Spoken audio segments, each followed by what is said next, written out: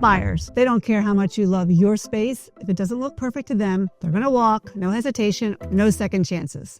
If your home isn't staged right, you're literally leaving thousands of dollars on the table. And here's the harsh truth. Most sellers completely screw this up. They either leave too much clutter, making the place feel cramped, or they strip it down so much it feels like a sterile hotel lobby. Now, both are deal killers. The right staging makes the buyers fall in love, and that's what dries up offers. The wrong staging, it makes your home forgettable, or worse, unsellable. So if we want to sell fast and for top dollar, here's what you need to do. I have 7 thoughts about this. More than that, but there's 7. I'm going to set this straight for you today. Sit through this whole video, and I'm going to give you at the end my secret sauce making your home look more expensive. The first thing is first impression, right?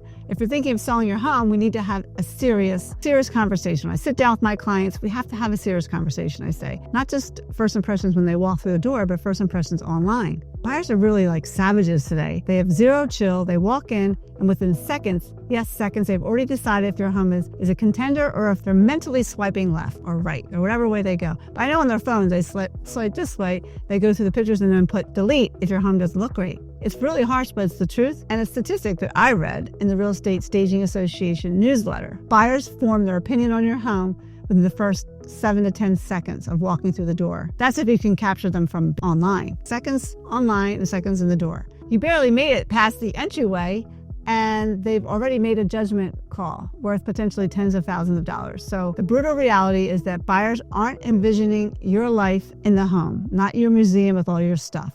Your life museum. They don't want to see it. We're trying to imagine their life there. And if they see clutter, personal items, or design that feels too specific to your taste, that vision will crumble. They start to see flaws instead of possibilities. And as you can see from these pictures, the before cluttered and the after, it does make a difference, especially online. You got to get them in through the door. Yes, less is more, but there's a fine line between clean and clinical. I've seen, like I said before, sellers strip their homes so bare it feels like an abandoned model home, right? Cold, lifeless, totally unwelcoming. Instead, I would aim to remove about 30% of your belongings. This creates space and light while still keeping enough warmth to feel inviting. That 30% rule isn't just something that I made up. My father was a custom home builder, and that's why I wrote my book, Model Home Mindset. You can get a copy on Amazon. I've been through it. I've seen it since I was 5 walking through sample homes. We had about 30% stage. It's a sweet spot. It feels spacious without feeling empty. Focus on removing personal photos and mementos. You can't have those things out. Get excessive furniture out. That's right. This recliner that you love, it takes up, half the family room. Got to get it out. It's got to go.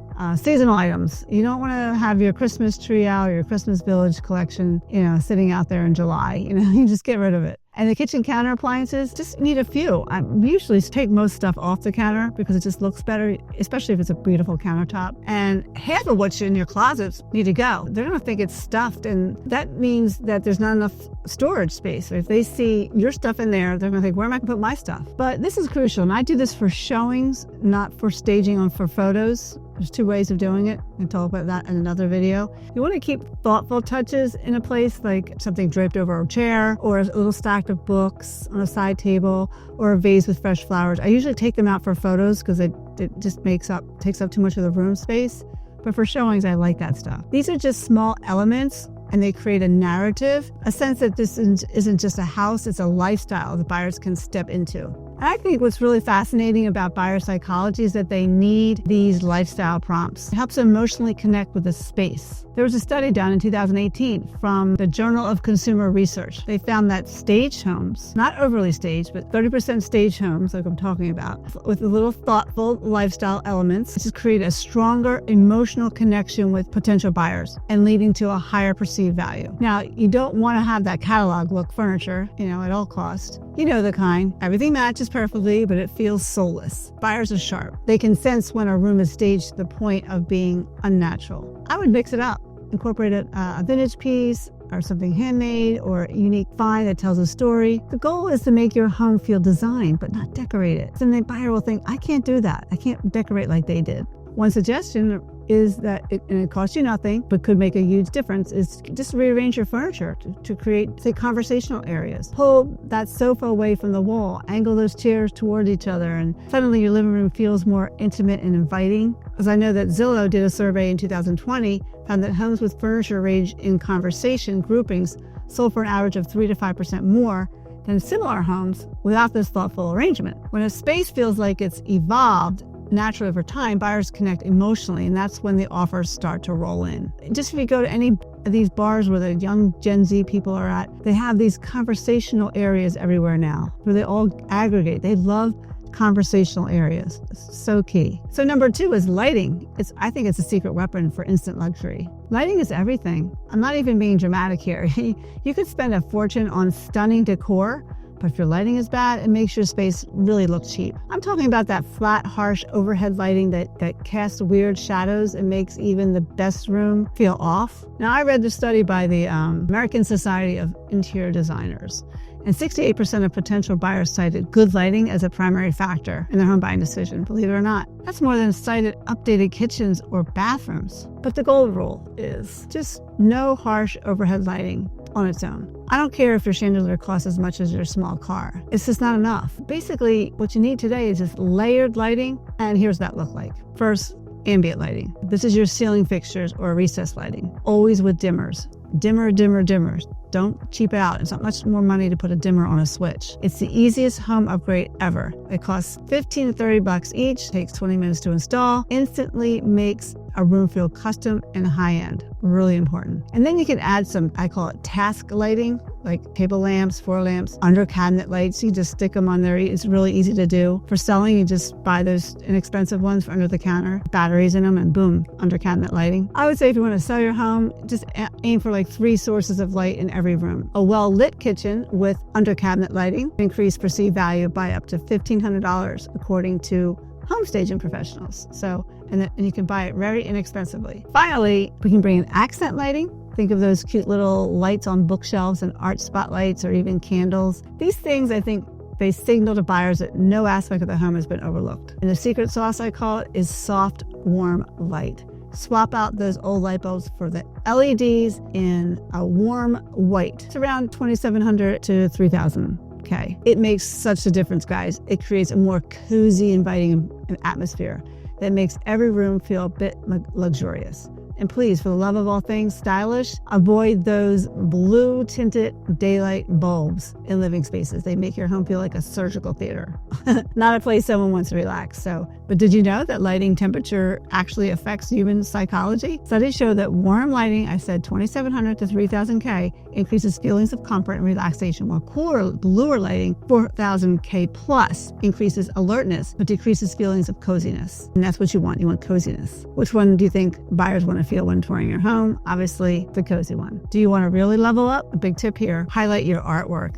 We do that for all of our artwork, and not even expensive artwork. It just doesn't matter. It doesn't need to be expensive. These affordable puck lights you can stick anywhere. Huge game changer. We do that for all of our listings. I buy them in bulk and I put them up and I take them down after we sell the house. Pop them all over your favorite art pieces. It's wonderful. Suddenly, just tell me, do it. Comment back after you do it. It should make your home feel like a designer showroom. It just draws the eye, adds depth to your walls, and shows buyer that every detail in your home is intentional. And yet another trick pros use, we have a ton of these at our office we place in the houses. Floor lamps, table lamps in dark corners instantly makes rooms feel larger by eliminating those shadowy areas that make spaces feel smaller and less inviting. Trust me, this lighting is a magic touch that transforms a home from to like, I must have this house. Why would I go out and buy all this lighting stuff, have it in my office, and bring it into people's houses? It works, guys, it works. Number 3 is bedding and rugs. I can show you how you can fake a 5-star hotel. The worst thing is when I sell houses, our bachelors, their bedding and their rugs, everything is a mess. I've gone out and invested a couple of these things. I want to share this with you. You know, when you go into a luxury hotel, the air feels great, the lighting is soft, and you see the bed, it's massive, it's plush, it looks like an actual cloud, white, puffy bedspread. Instantly, you feel like you packed a silk robe and a glass of champagne. You want that feeling, and you can recreate it in your home. That the primary bedroom, we used to call it the master bedroom, now it's called primary bedroom, is the second most important space to potential buyers, right after the kitchen. Now, it makes sense. Think about it. We spend nearly 1/3 of our lives in bed, so buyers are looking for a bedroom that feels like a sanctuary. In the first place is the bedding, right? The secret is keep it neutral and high quality layers, and stick with soft and timeless shades like creamy whites or gentle grays or warm beiges, maybe a subtle blush. No patterns. no overly bright colors. Well, why? Because your bed should feel serene and inviting, not like it belongs to a college dorm. And layering, it's a must. I love layering. Start with your clean sheets, add a lightweight duvet or a quilt, and then top it off with a textured throw, then oversized pillows, and at least 2 layers of them. That makes the bed look high-end and incredibly comfortable. Why do I say this? Well, there's been a study from the Hospitality Design Institute. I found this article that hotels with layered, more white bedding were perceived as being $30 to $50 more expensive per night than identical rooms with colored bedding. That same psychology applies to home buyers. Neutral layered bedding reads as luxury. And if you're on a budget, here's my insider hack.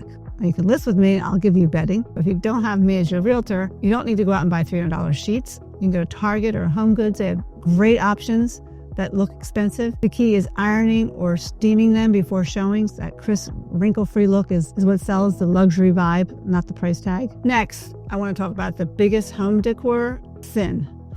Rugs are just too small or just don't fit right, and the wrong colors. I see this mistake all the time. Tiny rug in a large space makes the whole room feel just disconnected, cheap, and unfinished. That's why I pretty much bring all my throw rugs and I don't even put them down anymore. But if you need to have it down, the rule is the front legs of at least your main furniture pieces, like sofa, chairs, or bed, should sit on the rug. Like in a bedroom, ideally your rug should extend at least 18 to 24 inches beyond the sides of your bed. And in a living room, the rug should be big enough that your furniture isn't floating around like it's on an island.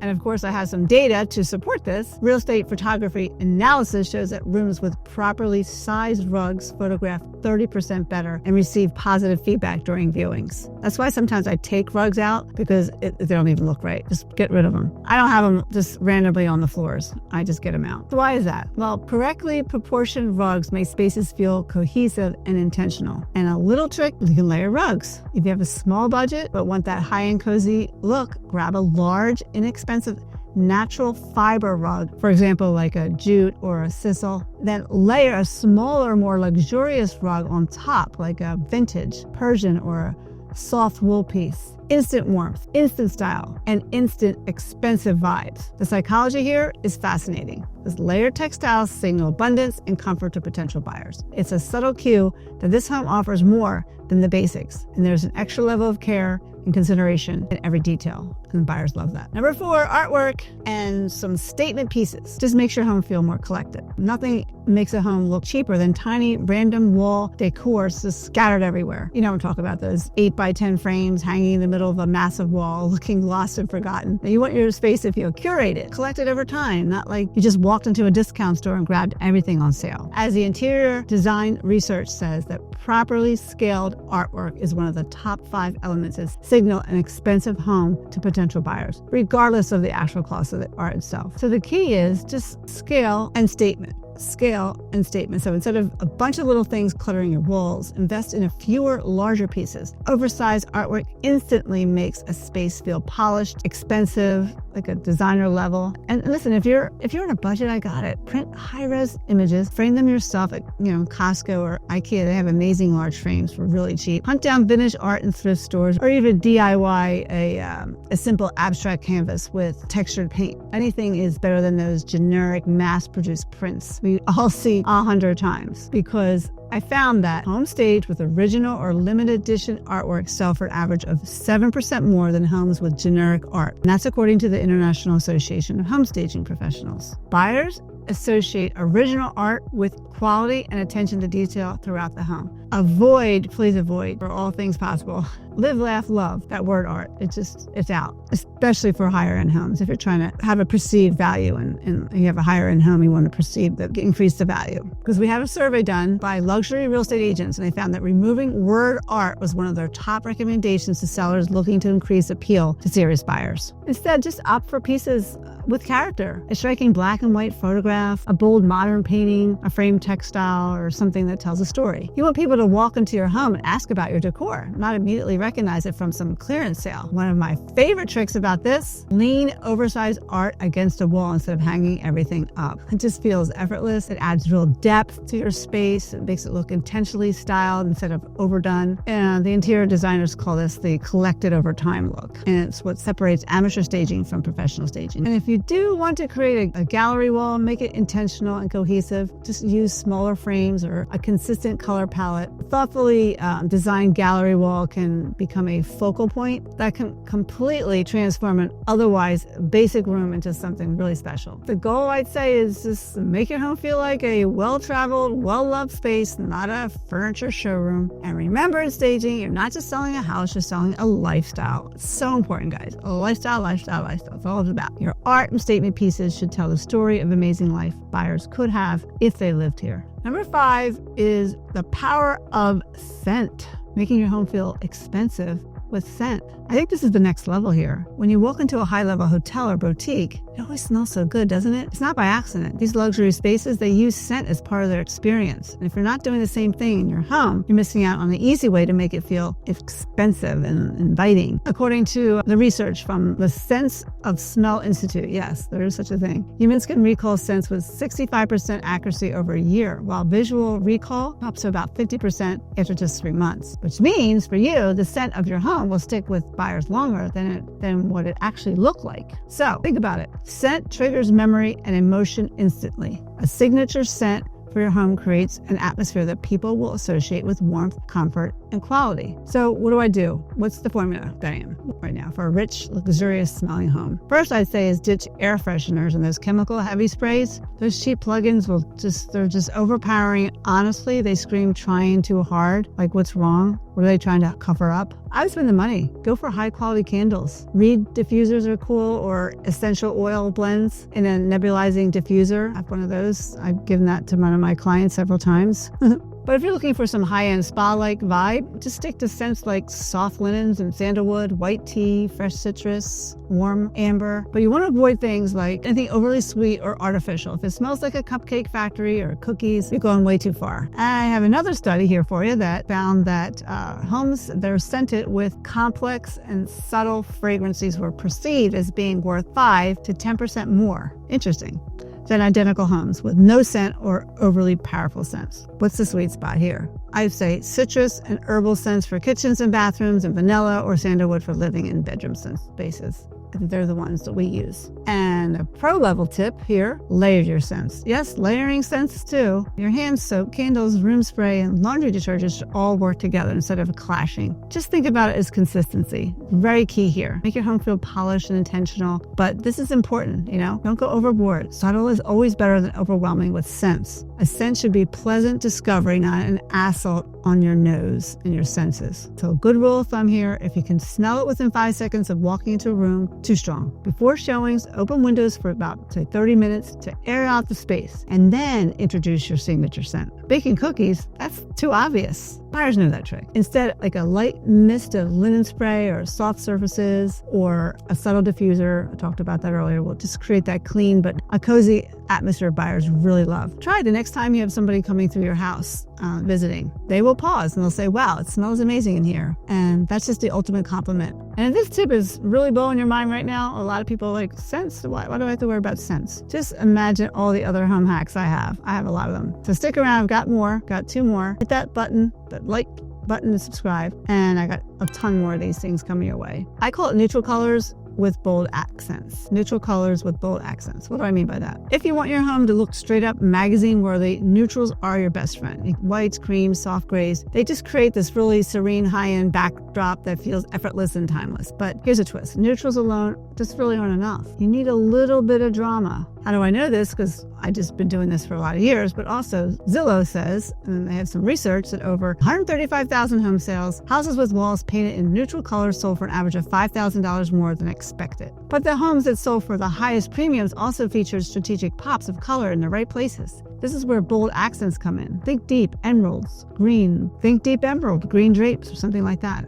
Rich charcoal pillows, or statement chair in a luxurious, moody type color. The contrast really makes the space feel designed, not just put together. And where people go wrong here is they overdo it. If If you throw in too many bright primary colors like bright reds, yellows, blues, it kind of can make your space feel like a kid's playroom than a sophisticated home. Instead, just stick to deep, like muted jewel tones, like talk about navy or forest green or terracotta or mustard. They just bring depth, richness without overwhelming the space. Color psychology is real in real estate, and it's fascinating because studies show that certain colors create certain emotional responses. Deep blues evoke trust and stability. Emerald green suggests prosperity and growth, while warm golds and terracottas create feelings of comfort and well-being. And when you use them strategically, these colors can actually influence how buyers feel about your home. Isn't that crazy? So if you don't want to do all that, you want a quick fix to swap out the basic throw pillows for bold textured ones. Add a dark velvet ottoman or a statement piece of art with dramatic contrast. It's all about those high-low balances, soft neutrals with powerful intentional accents. And a note about white paint. I didn't say white, I say there's not white. Not all whites are created equal. You don't want a white, clinical cold white. You want some subtle tone whites. I like using Benjamin Moore's White Dove, Alabaster. Sherwin-Williams has Alabaster. They both are designer favorites. They have just enough warmth to feel inviting without reading as yellow. So for successful selling, you want to make it feel luxurious, to think about the 60-30-10. 60% of the room should be a neutral base, walls, large furniture. 30% should be a secondary color, curtains and accent furniture, and 10% should be, say, your bold accent color, accessories, art. I think this ratio creates visual interest while still feeling balanced and harmonious. And number 7, the secret sauce. I've talked about it already. It's called layering textures and fabrics. I'm going to go through it again because I think it's so important. I'm going to add some more to this. Because if you ever wonder why high-end homes feel so inviting yet polished, it's all about their texture. If your space feels flat, it's probably because everything is the same material, and that's just boring. So there's studies about. Interior design studies have shown that rooms with at least 5 different textures, that's 5, are rated as more expensive and more inviting by potential buyers, regardless of the actual cost of the materials. And the trick here, just mix it up. Combine your woven fabrics and your plush velvets and your soft linens and your sleek metals and natural stone and warm wood. Mix it up. It's a variety that people like to see. It's warming. It creates depth and interest without, needing a ton of color. Let's go through this by room. So for living spaces, you could maybe get a chunky knit throw over a linen sofa. Add velvet pillows in different shapes. I love that. Include a leather ottoman. That's so cool. Glass coffee table is so good. It's perfect. I love glass coffee tables. And a natural fiber rug.